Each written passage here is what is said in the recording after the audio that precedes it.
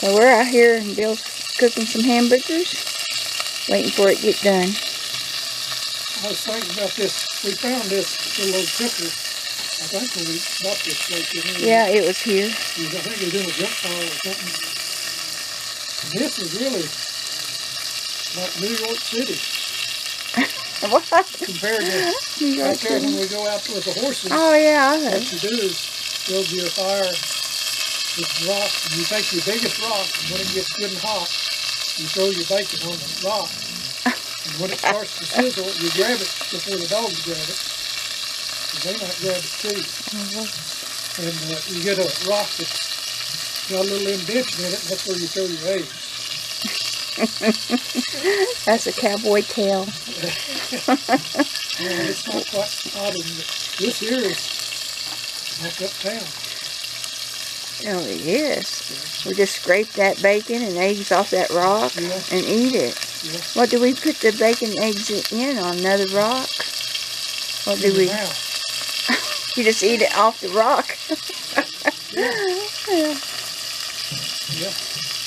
And if you're lucky enough to have your Dutch oven, you make biscuits. Yeah. And you gotta grab them before the dogs get them. Why don't you just make a Dutch oven out of rocks? Well, I could just dig out a place in the dirt. Yeah. And rake the dirt off the bottom of them when it's done. Ooh. Yeah. There's a guy up in the mountains a long time ago. A friend told me this fellow that I know used to do work for the Forest Service when he was young. He grew up out here in these mountains. And he's managed a lot of ranches in the area. Anyway, he went to they were doing some trail cleaning for the Forest Service way back a long time ago. And there was an old fella that they knew that was a kind of a friend of the family. And he had a old shack where he spent summer up there, I guess tending the cows or whatever. So him and his brother rode over to that guy's shack to see if they could eat breakfast with him. And the way he done his biscuits, he had a 50-pound sack of flour. And he'd dig out a little depression in the middle of it, looked like a volcano crater, like a crater. He'd throw some baking powder in there and some salt, and then open up a can of milk and pitch it in there, and then work it up with his hands, and then make the biscuits and throw them in the skillet. And that guy, this fellow I know, he said them was real good biscuits.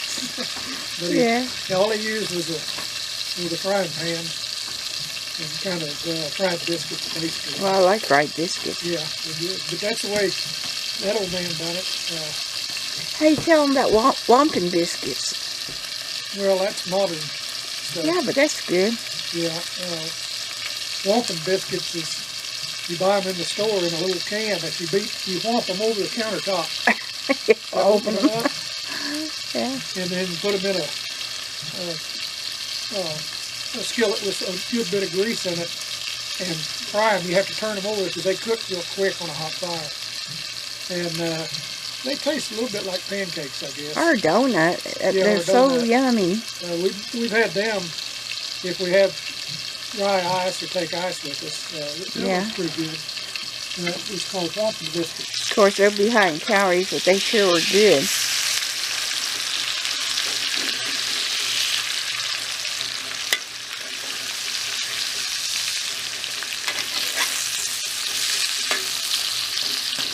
This is a good way to end the work day.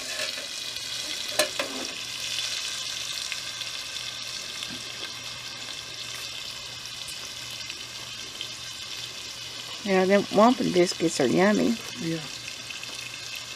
But you can burn them pretty fast if you don't turn them over. Yeah. Or if you undercook them, they're a little doughy in the inside. If you get out along the stream, even back east, it's probably more so because of the water situation. But if you really look, you can find a lot of wild onions to put with your meal. Yeah. We've done that a lot of times. Yeah. And sometimes you can find, if you're up in the mountains, you can find a lot of wild strawberries. They don't get very big. And raspberries. Yeah. And I think a lot of it come from old homesteaders planting them around their cabins way back. And you just look, use your nose, and you just smell them when you're walking around. A lot of times. Well, yeah, if the horses step on them, you'll smell them. Well, yeah. You'll stir them up. And there's a lot of mint that grows up in them mountains sometimes, around the springs. Yeah, places by streams will have these little small onions, so we'll have them, clean them up for our lunch, because we pack a lunch. And the horses like eating them too. You remember Big Red, how he loved them? Yeah. I had a friend in East Texas. We'd ride once in a while. Not much riding. There's not much riding room down that part of the country. It's too crowded. But anyway, we'd ride down the road, and he'd come by the house. Speaking of what horses will eat or drink. And good friend, he was a horseshoer, part-time, but he plumber by trade, and he would travel to different areas and do plumbing on new construction. He didn't do any repair or cleaning sewers or anything like that. He just, as far as I knew, he just roughed in houses. And when he lived close to us, when he was home, he and I would ride just down the road together, and he would show up at the house, and he always had a few beers in his saddlebags, and he would drink and get pretty well lit. But once in a while, he would get down and he'd give that horse a swig of that beer, and that horse would drink it. That horse just loved beer. And the horse took him home, but remember that. That horse would have, next morning, that horse would have red bloodshot eyes, just red. But he went down to Houston on a job, a new housing project, and he had been down there before, and he had frequented an old honky-tonk somewhere down there, and he'd ride his horse to it. He took that horse, he raised that horse from a colt. I think it was orphaned, and he bottle fed it and raised. Well, you know, he was drunk half the time that horse bring him home. Yeah, yeah. But anyway, he would, after work, he would ride that horse to the beer joint, and they put a hitching post out there for him. And the next time he went down there, or the last time he went down there that I remember, is what he told me. After work, he saddled his horse up and rode him over there. And the hitching post was still there, and he noticed there was different lettering on the sign, but he just let it slip his mind.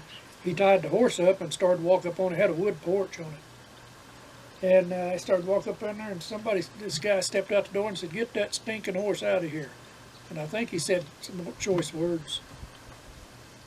And this friend of mine, it teed him off, so he stepped back down, untied him from the hitching post, got up in the saddle, and gave him the spurs, and he rode right into it. And they had swinging doors on that. It was like a saloon, but they was trying to be kind of Western type.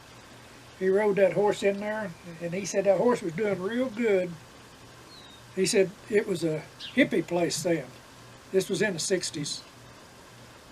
And he said it wasn't a country and western bar no more. It was kind of a modern day thing. And he said his horse was doing real good, didn't act up at all, until he rode under this big strobe light that was spinning. And that strobe light was hitting him in the eyes, and that horse started bucking. And he said hippies was diving and flying everywhere. And he finally got him out of there. He said he never did go back. He figured they'd call the cops on him. But he was a good-natured fella, but he just didn't like to be talked to like that. Yeah. And I haven't seen him in 40 years, probably. Yeah, and he had a bunch of kids, and he had this donkey. Yeah. And they'd come looking for their papa to come home. And there were about probably 4 or 5 kids on that donkey, and they were falling off and laughing and playing. That was such a good donkey. Yeah. Take care of them Carried kids. them all. They were none of them over 12 years old, I don't think. Yeah, and one of them, because they crowded on that donkey's back, one of them was falling off, and it grabbed its neck, and it swung underneath its neck. Yeah, I remember that. It was hanging on its neck like a monkey. Like a monkey. And that donkey just stood there like, waiting for that kid to get back up all there. All the kids used to ride that donkey together. Yeah, it was so cute. Another fellow I know from that part of the world, he lived around here for a while, but they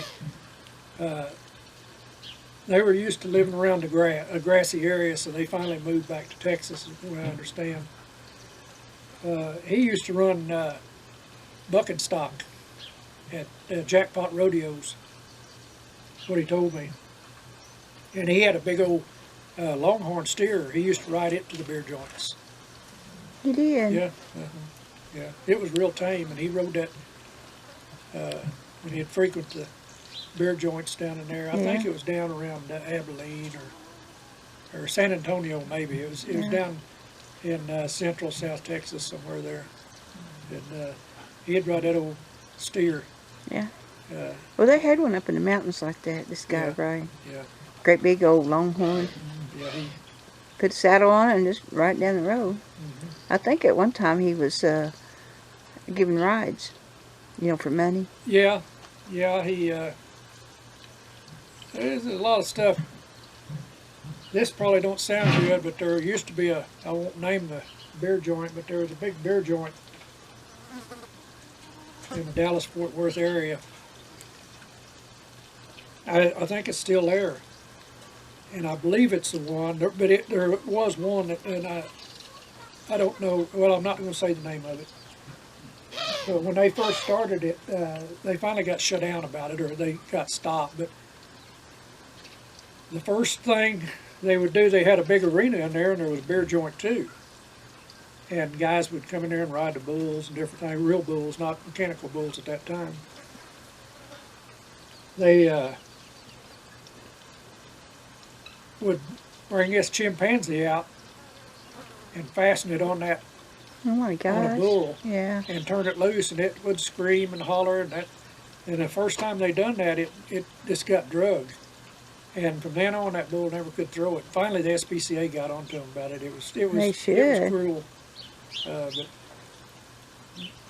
back in, it was like carnivals, anything to draw people in. So you have a bull ring, and you're serving a bunch of beer. How many people will go, yeah, I'll ride that bull. Beer. Yeah, I'll ride that bull. That's a good way to make money, I guess. Yeah. Them rednecks get drunk, they'll do anything. They might have to charge $10 a ride. I'll ride it. Yeah. That's funny. I'm going to have to finish up here. Now, our lunch is done, so we're going to go eat. So thanks for watching from Out West Homestead. I got to follow Bill. He's got the grub right there. So everybody else will follow him too. Bye.